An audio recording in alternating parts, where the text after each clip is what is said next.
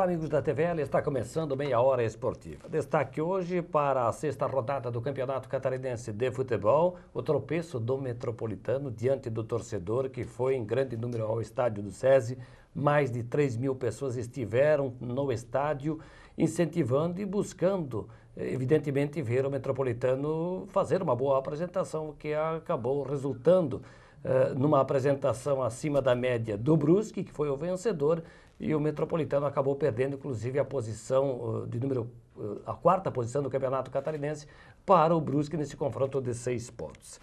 É claro que vamos falar também de outros assuntos relacionados ao futebol brasileiro, e eu convidei hoje no Meia Hora Esportiva o comentarista da Rádio Nereu Ramos, o Edmilson Luiz, para aqui termos uma opinião também do Edmilson em relação ao comportamento do Metropolitano, essencialmente na campanha que o clube realiza até aqui no campeonato, mas esse tropeço de ontem que eu acho que nem o torcedor, aquele mais confiável do Brusque, imaginava que poderia vencer da forma como aconteceu. Prazer tê-lo aqui de novo, Edmilson.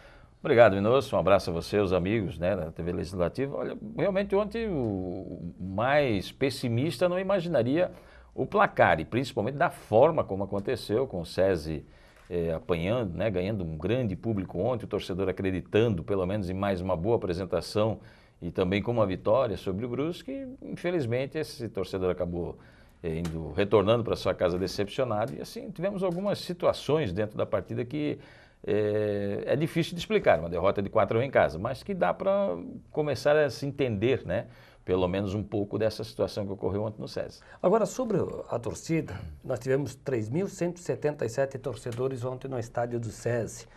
Agora, é uma sina. O Metropolitano, no ano passado, contra a Chapecoense, também numa situação parecida, jogo de liderança, estádio recebendo o maior público de 2013, e o torcedor saiu cabisbaixo porque no finalzinho a Chapecoense virou o jogo 2-1. No ano retrasado, a desclassificação contra o Mogi na Série D, também estádio cheio, para voltar um pouquinho mais no tempo, contra o Avaí, paramos por aqui.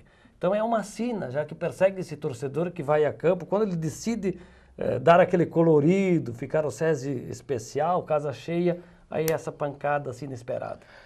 Isso é uma coisa até difícil de entender. Eu comentava lá na emissora, no nossa programação esportiva durante a semana anterior ao jogo de domingo, citava um fato de uma conversa com o Abel, com o nosso repórter lá, com o Augusto, falando justamente isso aí. Ele disse, olha, o SESI hoje é a nossa casa. Não tem mais aquela síndrome de que jogando em casa o Metropolitano joga mal. Que o Metropolitano na própria Série D, o ano passado, jogou melhor fora, em alguns resultados pelo menos, e no ano de 2012 também. Tanto é que o próprio César Paulista, em algumas entrevistas, numa época, disse, olha, em 2012, quando ele estava no comando, disse, olha, é ruim de jogar dentro do SESI, porque a pressão é muito grande contra. Então, é uma situação assim que ontem não era para existir. E você lembrou bem, o ano passado, no jogo contra a Chapecoense, o Metropolitano vinha relativamente bem, vinha numa campanha razoável, todo mundo esperava uma boa vitória, e ela não ocorreu, afugentou o torcedor. E pode contar, quarta-feira agora é os mesmos 1.200, 1.500 que vão retornar ao SESI para o jogo contra o Juventus. Então a gente conversava, inclusive, dia desses com a direção do clube, sobre essa situação, esse alto e baixo da equipe que acaba afugentando o torcedor. Querendo ou não, o torcedor sai do estádio, porque na quinta-feira nós tivemos um público parecido no jogo contra o Criciúma. Aí tinha um atrativo a mais, que era a equipe do Criciúma, uma equipe aí falada que com o maior investimento do estado, uma equipe de Série A, e o torcedor estava curioso para ver essa equipe. Chegou lá, ele viu um Metropolitano jogando a melhor partida tranquilamente dos últimos 5 anos que eu vi do Metropolitano.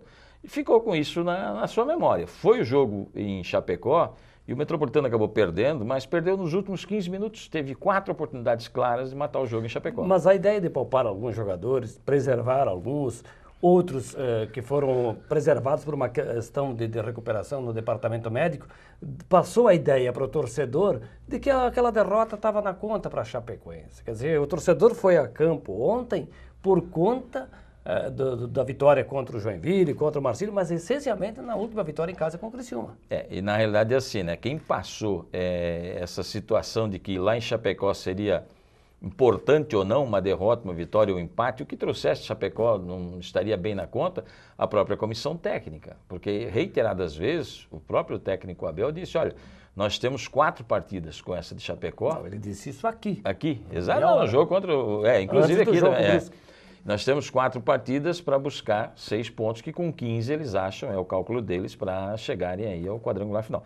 Então, quer dizer, o torcedor ficou nessa situação. Bom, o Chapecó, o resultado foi o que menos interessou. No meu modo de ver, assim, alguns jogadores precisavam, né? O caso do Davi, que vinha reclamando de lesão já desde o jogo contra o Figueirense, jogou muito contra o Criciúma aqui. O próprio Ari, que segundo o Tomelinho, Massinha, estava realmente com uma ruptura, inclusive na panturrilha, precisava de descanso, enfim, de recuperação. Ele e o Elton estavam vetados. O Elton estava vetado, não jogou contra o Criciúma. Mas assim, outras situações. O Alessandro, eu acho que foi um erro. Já. O Alessandro tinha 2 cartões amarelos. Esse Edmilson foi poupado mesmo. Exato. Mas foi poupado pelo fato de ele ter 2 cartões amarelos. Porque eles imaginaram... Porque olha só a situação, torcedor. O clube vencendo por 3-0, faltava 10, 12 minutos ainda para terminar o jogo contra o Criciúma. Faltou um pouquinho de experiência, eu acho, de tranquilidade. Para forçar o cartão? O cartão, mas faltou alguém dizer, comunicar isso ao jogador também. Né? Há muita conversa entre o Osmair e o Abel, tá? O próprio Viton, que não é só o cara da logística, a gente sabe que ele tem, né, alguma situação dentro do campo também. Então faltou, esses dois, eles não poderiam jogar com a emoção naquele dia. Deixa o Abel extravasar a emoção dele, o torcedor. Eles teriam que ter a tranquilidade. Abel, nós estamos ganhando o jogo. O Alessandro tem 2 cartões. Pede para ele forçar o terceiro. Fica de fora contra a Chapecó, não vai viajar e joga com tranquilidade aqui. Aí não jogou contra a Chapecoense e está pendurado com e continua pendurado, né? E se precisar de um resultado interessante aí lá em Ibirama, ou mesmo Joinville, quer dizer, então essa é a situação. E aí eu vejo também, Minocinha, ontem faltou algumas convicções para o treinador de Blumenau, tá? do Metropolitano. Por quê? O Juninho foi a opção dele na lateral esquerda, no lugar do Ari, lá em Chapecó. E o Juninho fez um bom primeiro tempo lá, eu acompanhei o jogo, né, pela emissora. A gente trabalhou lá e o segundo tempo também não foi... O Juninho tem aquela situação de altos e baixos ainda também. É um jogador jovem, 18 anos, sente na Copa peso. Santa Catarina ele fez uma boa partida aqui com o Joinville e só. E só. Mas lá ele fez um bom primeiro tempo. Então assim, se o Ari estava, né, numa situação e o Ari de repente não estava bem para o jogo de ontem, ele tinha que ter a convicção de continuar com o garoto. O Elton, apesar do Kaká não ter feito os últimos 15 minutos do Kaká, foi horrível lá em Chapecó, porque são 2 situações de gol, mas numa situação que eles não tinham nem treinado com 3 zagueiros. E ontem o Júnior Fel estava de fora porque ele tomou o cartão vermelho lá. Poderia ter vindo com o Kaká ontem, porque, vamos e viemos, você viu o jogo ontem também, boa parte do torcedor, o nosso lado esquerdo, aquilo era uma avenida, todo mundo jogava. A preocupação do Davi nessa cobertura acabou tirando, porque o Everton César, teoricamente jogava, né, pelo lado esquerdo, tinha que sair, juntamente com o Cícero, para dar um suporte no ataque, porque o Juliano Mineiro não estava na sua melhor tarde, e aí o Davi ficava naquela situação. Tanto é que o primeiro gol, a falta aconteceu depois de uma série de troca de passes ali pelo lado esquerdo, sem alguém fazer uma antecipação naquela bola. Aliás, o primeiro gol foi um golaço, a cobrança do Aldair, né? Foi. O pessoal até hoje me falava, mas o João Paulo, gente, não dá para pegar. Nem aquela do Marcos Assunção lá na capital, o João Paulo não chegaria, né? E outra, assim, eu acho que é aquilo que a gente falou ontem, o João Paulo até foi um dos poucos que também, de repente, mas aí tomou 4 gols, né? Numa votação você não tem como... preservar, exato. E o João Paulo vem fazendo boas partidas. Eu acho que o Metropolitano está servido. Mas ontem, assim, ó, a gente contou lá 12 escanteios, o próprio Alessandro batendo todas as bolas paradas do Metropolitano. Os escanteios foram 3 ou 4 que chegaram na marca do pênalti. O restante ficou tudo no primeiro pau.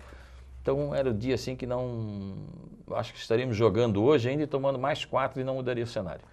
Nós tivemos o João Paulo fazendo boa defesa no primeiro tempo, né? Aliás, os goleiros, no meu entendimento, fizeram 2 defesas importantes no jogo. O Wanderson, aquela do primeiro tempo, que o Maurinho faz a jogada e o Reinaldo conclui. Exato. Ele coloca o João Paulo a bola para o escanteio. E nós tivemos naquele jogo ali, além dessas situações que a gente falou aqui, táticas, né? O Pingo, querendo ou não, o treinador do Brusque, ontem ele deu um nó, né? No esquema do Abel, ele arrebentou com o Abel. Primeiro ele colocou depois acabou saindo um dos volantes lá, que eu não recordo o nome agora, para marcar o número 7, jaqueta 7 deles, para marcar para marcar o Juliano Mineiro. Anulou por completo o Juliano Mineiro. O Neres e o Cleiton, os 2 zagueiros, numa marcação muito forte em cima do Reinaldo, não deixando o Reinaldo fazer o giro ou fazer a tentativa de pivô. E o Maurinho, em algumas situações até de forma individual, querendo conduzir demais a bola, não achava o seu espaço para jogar também. Embora a melhor jogada ainda fosse pelo lado direito, né? Onde o Alessandro tinha aquele corredor. Mas aí o Metropolitano exagerava de acionar o Alessandro. Exato. Era por ali só. Faltou a opção no lado esquerdo, por inúmeras vezes o Ari estava sem o tempo da partida, sem o tempo da bola, que jogadores enfiavam a bola entre o zagueiro e o lateral e ele não conseguia chegar, ele estava sempre na linha. Então, uma série de situações assim ontem que, além das mexidas, né? Eu achei que o Abel não fez uma leitura das melhores, pelo menos naquele momento ali do jogo, para reverter. E o nosso vestiário ontem foi muito fraco, né, meu?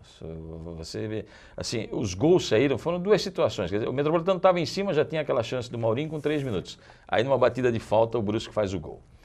Continuou melhor o Metropolitano, pelo menos tendo mais posse de bola e chegando. Mas o Wanderson, a partir daquele momento, também sem fazer uma grande defesa. Bola alçada na área e tal. E aí, o Ricardo Lobo, que era... Aliás, ele e o Edson eram as duas armas que o Brusque tinha ontem para acionar a velocidade. O Brusque tocava a bola e jogava essa bola nos dois na velocidade entre os zagueiros. O que aconteceu? O segundo gol, o Ricardo Lobo saiu nas costas do Ari e o Elton, né, recebeu, fez o cruzamento, Davi deu o azar, bateu, aí aquela bola ali matou a equipe do Metropolitano realmente, assim, Porque não fechou buscou. com 2-0 no primeiro tempo, eu falava que o João Paulo fez uma defesa no primeiro tempo, foi aquela bola cruzada da direita que o Roberto Lopes subiu de cabeça. E ele pegou no centro do gol. Se é um pouco no lado também ela entra, já é complicado. E foi a principal defesa do João Paulo.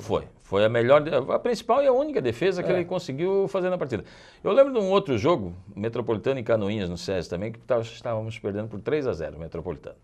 E aí o Edmar acabou fazendo gol no finalzinho do primeiro tempo. Então, no vestiário, o Abel conseguiu mudar, até porque, assim, também, guardadas as proporções, Canoinhas era uma coisa, o Brusque de ontem bem outra. Mas naquele dia teve o apito amigo também. Também teve essa situação. Mas, assim, ontem o Abel mostrou que ele não tem um controle 100%, eu acho, ele não consegue fazer uma mudança no vestiário. Se você analisar, se o torcedor puxar pela memória, o Brusque foi uma equipe que no primeiro tempo, com 10, 15 minutos, ele alternou bons e maus momentos. Em alguns momentos ele dava chutão para frente. E o Pingo chamava isso nas entrevistas dele, no final do jogo. Olha, ele falou no intervalo isso. Meu time está dando muito chutão. Corrigiu no segundo tempo na bola. Ele conseguiu corrigir. Aí o Serginho, que é um jogador habilidoso, e é um jogador que pouco aparece, que foi o número 8 da partida de ontem, mais o Aldair, o número 10, jogaram de uma forma solta no meio campo. O Serginho, para vocês terem uma ideia, ele dominava a bola, fazia 3, 4 passes, puxava para um lado, para a direita, para a esquerda, para escolher o companheiro que ele ia passar e ninguém... Eu acho que foi ali a diferença do jogo, o meio de campo do Brusque. Perdemos totalmente o nosso meio de campo. Contra o Criciúma, o Metropolitano ganhou o meio de campo, não deixava os jogadores do Criciúma respirar. Paulo Baier não jogou, exemplo do Juliano Mineiro ontem. E assim, uma equipe num jogo daquele como ontem, né, aí me desculpe também, diretoria, você tem que vir focado 100%. Você não pode ter fatores extracampo, como nós tivemos ontem, de vinda, né, de políticos, de presidente da federação, tudo no ônibus. Eu acho até assim, acompanhou a pré-eleição, acompanhou, tá, de uma forma discreta, mas na hora de vir para o estádio, vem comitiva, então, vem num carro. Quem faz parte diretamente do vestiário vem dentro do ônibus. Concentrada a equipe sem ter aquela condição assim de repente criar um fato de que você consiga Esse é o ambiente do grupo. Exato, ali é o território do grupo dentro do ônibus. Olha, ali é o motivo. Mas o Delfim não estava no ônibus. Estava no ônibus, me disseram que ele desceu junto. Eu vi o prefeito no ônibus. O carro chegando da federação. Pois se alguém trouxe o carro. Alguém trouxe, que ele traz o motorista. Nossa, o Barba tem um motorista, tem eu segurança para tudo. Chegando lá, achei que ele vinha o preto, bonito, aquele de Balneário. Não, ele veio, mas ele veio no ônibus, pela informação que eu tenho, que ele veio no ônibus. Ele, alguns políticos, inclusive nosso prefeito junto. Assim, nada contra, eu acho que... Mas inoportuno. Inoportuno. A direção do clube, através até do Vadinho, tá, que é o mais político dentro deles no clube, ele conseguiu fazer uma coisa que eu acho importante, tá, para a nossa cidade, que é aproximar a classe política do clube, para ter um social melhor. Dentro da... Porque, querendo ou não, o clube é uma coisa... É particular, mas é social. É dos associados, mas é uma coisa social dentro da cidade. E ontem eu achei assim que a gente misturou um pouco as coisas, sabe? É a mesma coisa, só que assim, tem alguns diretores ali que têm esse estado de torcedor e não de dirigente às vezes. Quando a paixão fala mais alto que a razão... Há consequências. É a mesma coisa assim, você sabe melhor do que eu, né? Muito mais estrada. Quando você vai falar do clube, tu tem que cuidar porque o torcedor ele é passional, né, cara? Edmilson, além do jogo do Metropolitano, nós tivemos a rodada que iniciou na sexta-feira. Aliás, foi uma rodada de muitos gols, foram 20 no total, uma média de 4 gols por jogo. O Joinville goleou o Atlético de Birama por 4-1 lá na Arena Joinville. Ontem o Criciúma bateu a Chapecoense por 2-1, o gol aconteceu no finalzinho, né, depois que o Paulo Baier bateu na trave, no rebote, o jogador do Criciúma acabou fazendo o gol da vitória. Aqui nós estamos falando da derrota, a goleada que o Metropolitano sofreu para o Brusque em casa, 4-1. O Figueirense perdeu o clássico para o Avaí, 2-1, jogo tumultuado, com 4 expulsões, confusões. O Marcílio Dias goleou o Juventus por 4-0. Fora essa questão de muitos gols, resultados que nos chamam a atenção, como a derrota e da forma que aconteceu do Metropolitano, o Avaí por baixo, mas aí é de clássico, né? Aquilo que eu disse até para o Abel na sexta-feira aqui. O Avaí está morto, mas ressuscita no clássico. O Avaí, até porque assim, muita gente aposta que os próprios jogadores acabaram tendo um papel diferencial na queda do treinador do Avaí. Do E por Emerson isso, Nunes. do Emerson Nunes. E aí por isso precisavam dar uma resposta para o torcedor e melhor resposta do que no clássico, impossível. Embora Mas o clássico o novo técnico, Paulo Turra, correu do pau, não assumiu ontem. Eu vou te dizer assim, o Paulo Turra, eu acompanhei a segunda divisão no ano passado e o Paulo Turra esteve no Marcílio Dias, com a LA Sports, que é aquela parceria, né, que eu entro com as coisas e você paga. Então, assim, e a LA também está no Avaí. E foi eles, o Luiz Alberto, que foi incisivo. Não, eu quero o Paulo Turra como treinador. Para você ter uma ideia, o homem tem até um assessor de imprensa particular lá na capital. Tá? Então, Tá bem servido. Tá bem servido. Só que ele correu do pau. Aí muita gente ontem tentou explicar, ontem à noite, eu vendo alguns noticiários lá da capital. Ah, mas ele de repente, porque chegou em cima do lance. Não, o cara que chega que é bom, ele não, vamos dar a cara a tapa junto com os jogadores, né? Ele ficou com medo de tomar uma bordoada no clássico e começar errado o trabalho, ou de uma forma com uma derrota. Então, por isso que mudou. Agora, o que chama a atenção assim, Marcílio Dias matematicamente volta para a briga, com 7 pontos, depois da goleada de ontem. O Avaí é mais difícil, são 2 jogos que ele tem. O Metropolitano ainda depende dele. E querendo ou não, o Figueirense que perdeu ontem, foi a equipe que perdeu daquelas que estavam, juntamente com a Chapecoense, entre os 5 melhores colocados, ainda é líder do campeonato dessa fase. Por falar em liderança, vamos ver como é que está a classificação do campeonato. Algumas equipes já têm jogos a mais na conta, outras de menos. Figueirense, Joinville e Criciúma, todos com 11 pontos, cada um com 3 vitórias. Aí a diferença está no saldo de gols, exatamente no saldo de gols. O Figueirense tem 3, 2 para o Joinville, saldo 0 para o Criciúma. O Brusque chega a 10 pontos, Metropolitano e Chapecoense estão com 9, Marcílio 8, Avaí e Atlético 7, Juventus meia dúzia. Virando a página, até para acompanharmos os próximos jogos, e são 2 da 7ª rodada, na quarta-feira, 20h30, no SESI, Metropolitano e Juventus. Às 10 da noite, o jogo da TV no sul do estado, Criciúma e Marcílio Dias. Brusque e Atlético vão fazer o jogo atrasado da 2ª rodada em Brusque, aquela partida que era para ser aqui em Blumenau. No SESI. E não aconteceu porque o SESI não foi liberado. E aí o Brusque cumpriu a perda de mando de campo com o Juventus em Itajaí, por isso joga em casa com o Atlético. Os demais que não estão aí já cumpriram a sua participação na 7ª rodada na semana passada. Então tem clube aí, time, com 2 jogos pendentes e esses que vão jogar na quarta com 3 jogos pendentes, 9 pontos em disputa. Tirando a situação, por exemplo, do Criciúma, dia 19 agora, na próxima quarta-feira, todos os clubes vão se equivaler em termos de jogos disputados nessa primeira fase. Então o Metropolitano tem uma situação também para o torcedor. Ele vencendo o Juventus no SESI, ele vai a 12 pontos. O Criciúma é a única equipe que pode, né? Além do Brusque também, o Brusque pode chegar a 13, ele já tem 10, e o Criciúma que tem 11 pode ir a 14, passarem a equipe do Metropolitano. Né? Então o Metropolitano vai estar torcendo para que haja de repente um empate lá no sul do estado, entre Criciúma e Marcílio, porque o Marcílio também precisa da vitória lá, se ele quiser respirar no campeonato. O Brusque vai jogar em casa com o Atlético de Birama, que o Atlético tem uma pontinha de esperança ainda de classificação, porque tem 3 jogos. Sim, mas se ganhar do Brusque vai a 10. Exatamente. E se o Metropolitano não ganhar aqui, já está tudo... Aí se o Metropolitano não ganhar aqui, do Juventus, eu acredito que aí vai ficar muito difícil e praticamente impossível a sua classificação. Até o Marcílio Dias, por ter 3 jogos pendentes, estaria teoricamente vivo. Só que o Marcílio tem adversários mais cascudos, né? Por exemplo, tem a Chapecoense ainda, não, Chapecoense já jogou o Marcílio, ele tem algumas situações assim, tem o Criciúma, ele tem, me parece, ainda o próprio Figueirense, então são adversários mais difíceis. Agora, nessa conta do Metropolitano, em termos de classificação, e depende de si, pelo número de jogos que restam e pela pontuação, são 9 pontos em disputa, na quarta-feira aqui com o Juventus, no domingo lá em Ibirama com o Atlético e volta para casa na última rodada para enfrentar a equipe do Avaí aqui no dia 26. E aí, olhando, por exemplo, no próximo ali, que é o Brusque, que agora está entre os 4, com 10. O Brusque tem o Atlético em casa, mas faz um confronto direto com o Joinville. Com o Joinville. O Joinville só tem mais 2 jogos. A vantagem do Brusque são os 2 jogos que ele tem em casa agora. Ele joga quarta-feira com o Atlético e pega no domingo já o Joinville. Então, o Atlético sabe que precisa vencer a equipe do Brusque aqui para continuar sonhando alguma coisa. Giovanni Nunes sabe disso lá no Alto Vale. Por outro lado, o Brusque, se vencer o Atlético de Ibirama, ele dá um passo grande e aí há a possibilidade, realmente, de ficarem 2 dos chamados 5 grandes de fora.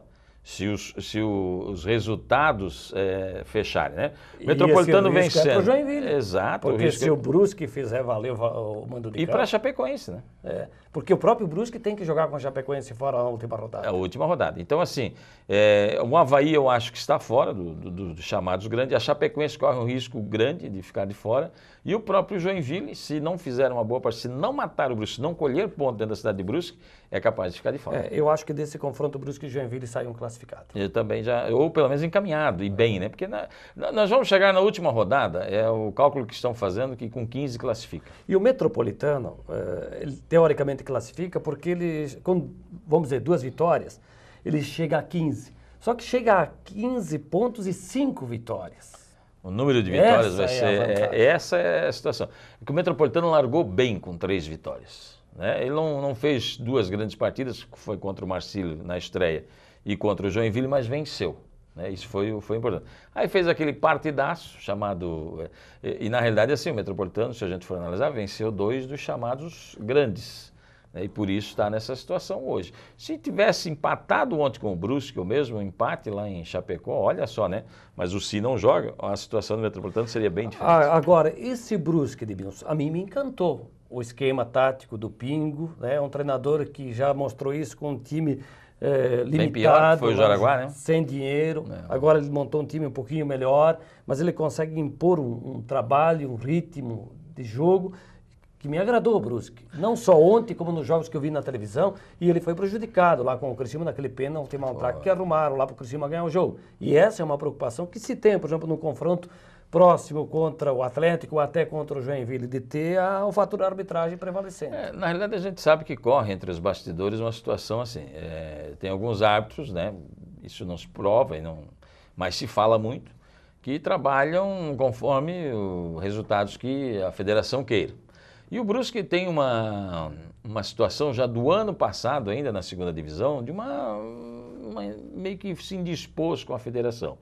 E você sabe que se indispor lá com um homem, corre o risco realmente de você ser atropelado aí por forças ocultas na metade do caminho da situação. Então, não tem, né, a gente fala isso abertamente porque são coisas que nos falam. Você tem como provar? Não se tem, é só folclore, então. Mas a gente vê pelos resultados, né? Alguns resultados aí que você vê que são meio mandrake mesmo. Porque eu falei aqui do jogo, da derrota do Brusque num pênalti, né? Que todo mundo viu. A própria crônica, foi, né? Que você falou há pouco de Florianópolis, deixou bem claro, né? Que não foi. No jogo de estreia, no jogo na capital do Brusque também, os jogadores do elenco do Brusque saíram reclamando muito da arbitragem naquela derrota. E bastante. E na realidade assim, a gente falava do treinador. Alguns colegas da capital, de crônica esportiva, também estranharam o fato de o Avaí ter trocado treinador e não se ter lembrado do nome do Pingo, que vem fazendo um excelente trabalho, não só no Brusque, no Juventus do ano passado com a equipe capenga. Mas até ontem o Pingo estava ali nos 7 pontos. Agora, entrando no quadrangular, o Pingo começa a ser observado com outro olhar. O que me preocupa, o Minossi, no Brusque, e eu acho que é o que preocupa o torcedor do Brusque, é o seguinte... nós temos, o Brusque ele tem um 11, no máximo mais aquele Kiko, que é um jogador de frente, né, um outro garoto, o outro volante que entrou ontem lá, um Roberto Lopes, forte, mas bom marcador, jogou uma boa partida também. Então você tem ali um elenco de 14, 12, 13 jogadores. Você não tem um grande elenco. É o tipo e isso de pode elenco fazer a diferença. que a diferença vem... Agora, nos cartões? Não, vem da orientação também, mas vem da orientação de um treinador que tem o grupo e consegue impor o seu Mas trabalho. a preocupação hoje do torcedor é essa, que ele não tem peça de reposição. Tipo, E aí ele grupo pode limitado. tropeçar. Ele está com 4 jogadores pendurados, inclusive os 2 zagueiros, de olha os confrontos que ele tem. Joga com o Atlético, perde algum jogador, complica Joga contra o Joinville no em jogo casa, da classificação. Essa é a situação de você não ter um elenco forte. Vamos ver pelo Brasil o que aconteceu no final de semana. Nós tivemos clássicos, destaque para o Campeonato Paulista de Futebol. O Santos tomou uma pancada do Penapolense ontem. Chinelada, hein? Penápolis por 4-1. No clássico, Corinthians e Palmeiras empataram por 1-1. O time do São Paulo ficou no 0-0 com a Portuguesa. Foram os principais resultados aí da rodada 8 do Campeonato Paulista. Campeonato Estadual do Rio de Janeiro teve clássico também. Pouca gente no Maracanã para ver Vasco da Gama 1, Flamengo 2. Muita polêmica no gol do Douglas cobrando falta. A bola entrou pelo menos uns 30, 40 centímetros. O árbitro adicional, que é muito questionado, a presença desse árbitro. Depende de como se vê a linha, né, Minas, também. Né? Mas tu é suspeito a falar, na condição de rubro-negro, né? Suspeito. Mas um gol que também aconteceu em favor do Flamengo foi validado. Do Vasco da Gama, cá entre nós, um gol legítimo, que só o árbitro adicional atrás do gol não viu. O Botafogo, e ele estava de frente, né, pro lance. Congelaram a imagem 10 mil vezes lá para mostrar. Né? Isso aí tem que repensar esse árbitro atrás do gol. Só recebe. Porque não é a primeira vez que é... Bom, coloca um chips na bola e resolve a parada. Botafogo 2-1 no Duque de Caxias. E o Fluminense goleou Boa Vista 4-1. O Walter fazendo gol de novo. O Fred voltou e fez gol, né? Daqui a pouco vai para a seleção de novo. É um centroavante que está na lista do Luiz Felipe Scolari. Campeonato Gaúcho, final de semana também com rodada. A volta para casa do Internacional no Beira-Rio. Sábado venceu o Caxias por 4-0. O Grêmio com time misto ganhou do Esportivo por 3-1. Mas era um misto quente ou misto frio? Eu acho que estava mais morno lá. Morninho. Agora, me chamou a atenção o Brasil, que faz excelente campanha e deve cruzar com o Metropolitano de novo na Série D. Lá vai uma viagem. Pelotas está garantido por causa da Copa Rio Grande do ano passado. E o detalhe é que o Brasil faz boa campanha e ganhou de 2-0 do São Luís, treinado pelo Mauro Ovelha. Já há um tempo que não está... Deixa ele lá embaixo, tá bom. Já estão falando dele aí? Com ele lá. Edmilson, agora o jogo de quarta-feira contra o Juventus aqui no SESI é jogo que o Metropolitano fica na obrigação de ganhar. Queimou a gordura que tinha para queimar. Eu diria que não tem mais nada, né? O que mais? Ele vai ter que correr atrás. E na realidade é assim, vai ser... Aí é que vai ser o trabalho. O Abel teve uma semana para fazer um trabalho. Eu diria que, e eu disse na nossa emissora, que o Brusque veio muito mais motivado, apesar de ter jogado na quinta-feira e vir cansado, porque venceu o jogo contra o Avaí.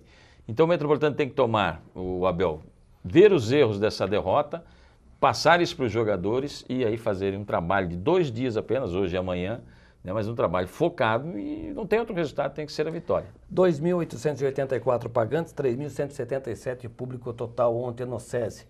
Metade desse público será convencido a ir ao SESI na quarta-feira? Não creio. Eu creio que, olha, 1.500 pessoas e vai ser muito, viu? Vai ser muita gente, já 1.500 pessoas na quarta-feira. E esse grupo vai absorver esses 4-1, vai sair dessa e encarar o Juventus, que também tomou uma goleada de 4-0? Na realidade, assim, eu vejo que a favor o Juventus nunca esteve... Não tem feito boas apresentações fora, né? Tem feito apresentações, de certa forma, até ruins. Tem tomado um taco de todo mundo aí fora. Vem jogar aqui com o Metropolitano.